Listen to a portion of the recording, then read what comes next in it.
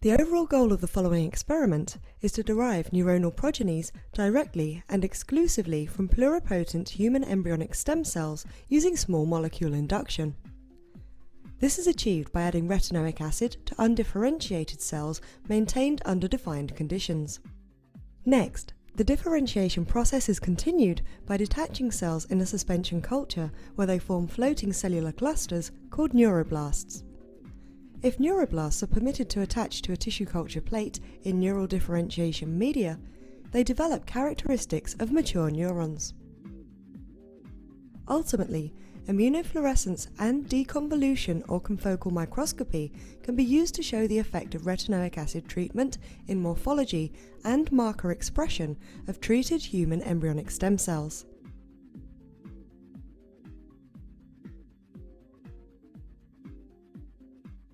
In other techniques, only a small fraction of cells pursue a neuronal phenotype, whereas our method allows well-controlled efficient induction of pluripotent human embryonic stem cells exclusively towards a neuronal lineage by simple provision of small molecules.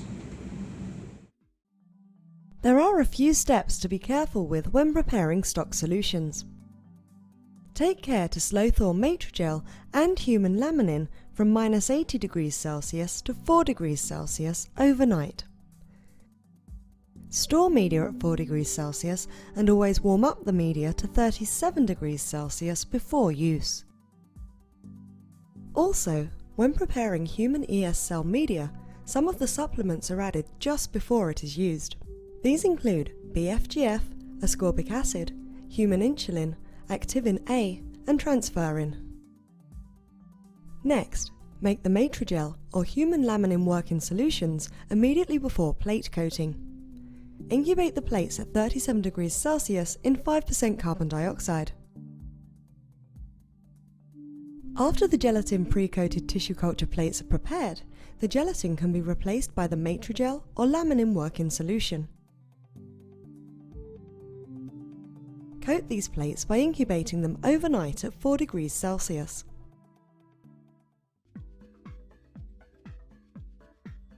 Begin by allowing human ES cell colonies to grow for 5 to 7 days and then prepare to split some of them.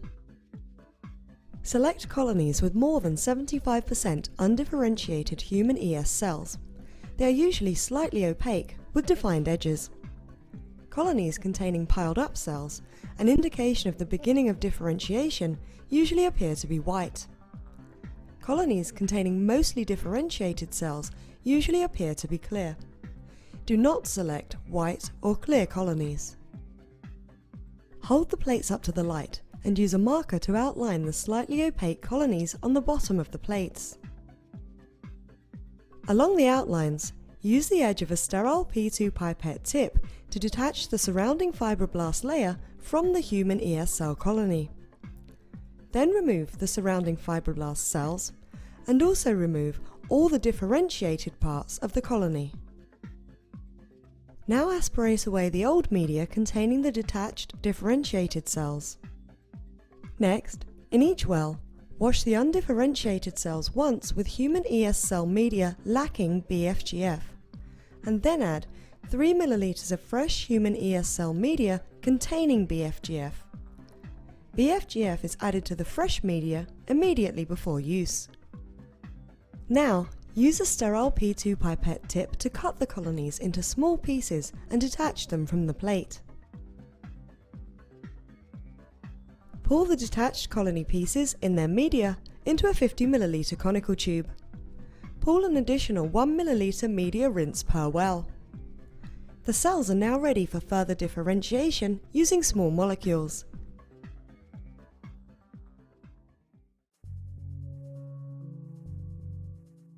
Begin by warming freshly coated plates to 37 degrees Celsius. Aspirate the coating solution from the plates and add a 4 ml aliquot of media containing colony pieces into each well. Then, gently transfer the plates to an incubator without shaking them. Do not disturb the plates so they are allowed to seed. After seeding for 3 days, make new media containing retinoic acid. Then remove most of the old media, leaving just enough media so that the cells remain submerged. The cells should never be allowed to dry out. To each well, add 4 ml of fresh human ES cell media with BFGF and retinoic acid. Replace the media every other day and allow retinoic acid treated human ES cell colonies to grow. After 7 or 8 days, the cells will have undergone morphological changes into large, differentiated cells. Then, proceed with making a suspension cell culture.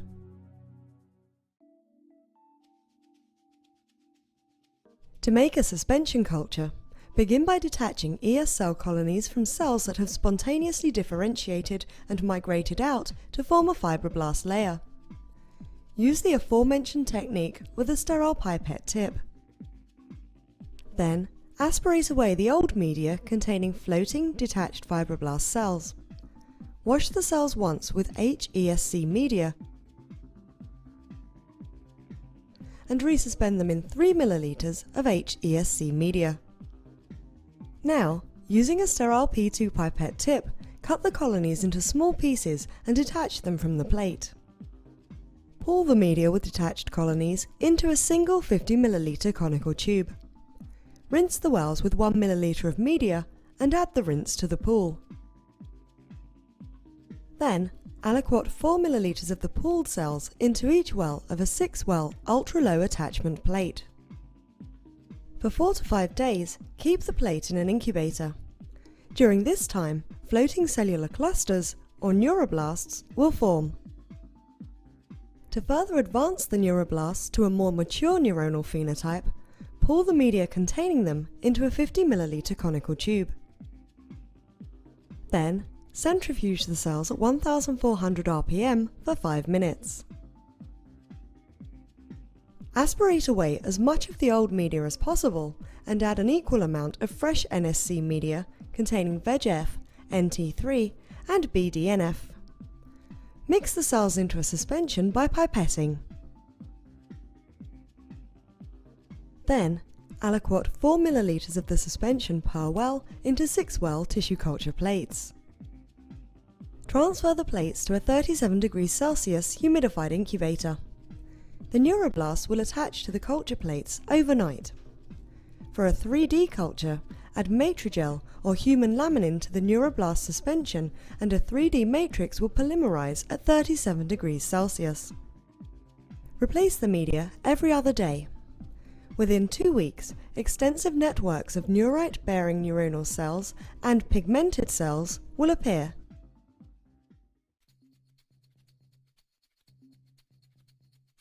Retinoic acid is rendered sufficient to induce human ES cells maintained in the defined culture system to transition from pluripotency exclusively to a neuroectodermal phenotype. Upon exposure of undifferentiated human ES cells to retinoic acid, all the cells within the colony underwent morphological changes into large differentiated cells that ceased to express the pluripotency-associated marker OCT4. The cells also began to express various neuroectoderm-associated markers such as HNK1, AP2, and TRKC. These large differentiated cells continued to multiply, and the colonies increased in size, spontaneously expressing the early neuronal marker beta-3 tubulin. The more mature neuronal marker, MAP2, began to appear in areas of the colonies where cells had piled up. Coincidentally, with the appearance of the neuroectodermal cells, the neuronal-specific transcription factor, NER1, implicated in dopaminergic neuronal differentiation and activation of the tyrosine hydroxylase gene, translocated into the nucleus. After detachment, the retinoic acid-treated human ES cells formed neuroblasts in a suspension culture. Upon removal of basic FGF and after permitting the neuroblasts to attach to a tissue culture plate, extensive networks of neurite-bearing neuronal cells and pigmented cells, typical of the CNS, began to appear with a drastic increase in efficiency and could be cultured over 3 months. These human ES cell-derived neuronal cells expressed beta-3 tubulin, compared to spontaneous multilineage differentiation of cells without retinoic acid treatment. and co-expressed MAP2.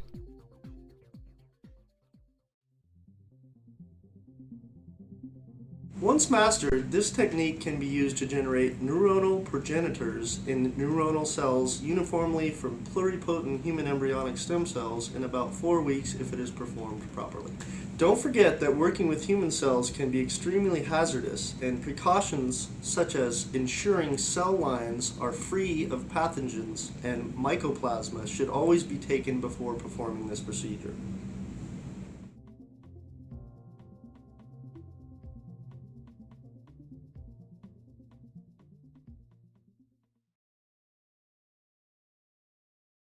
Challenges in pluripotent stem cell differentiation.